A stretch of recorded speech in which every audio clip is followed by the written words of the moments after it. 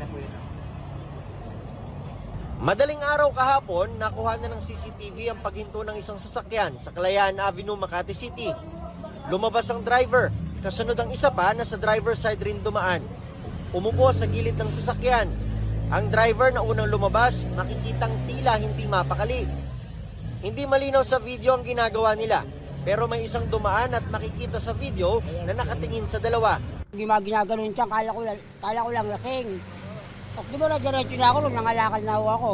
Pero pagbalik daw na nakasaksi, nakita niya sa kalsada na iniwan ng dalawang nakasasakyan, isang fetus na halos buo na. Pagtingin ko, kala ko pusa, patay na pusa lang yung...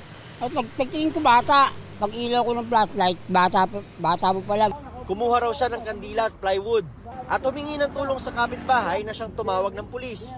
Ayon sa Makati City Police, pinaghahanap na nila ang dalawang nasa CCTV. Ongoing pa po ang follow-up ng ating investigator on case para makakuha po ng CCTV footage sa area, and ongoing na rin ang pagkuha ng DNA sample ng SOCO po. Sa oras na makuha raw nila ang plate number ng sasakyan, ay makikipag-ugnayan sila sa LTO para matunton kung sino ang may-ari nito. Posibleng maharap sa reklamong intentional abortion ng dalawa.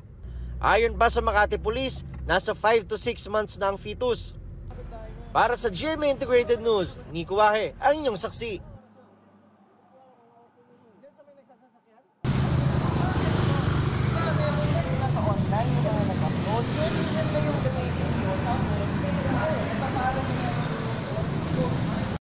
Mga kapuso, maging una sa saksi. Mag-subscribe sa GMA Integrated News sa YouTube para sa iba't ibang balita.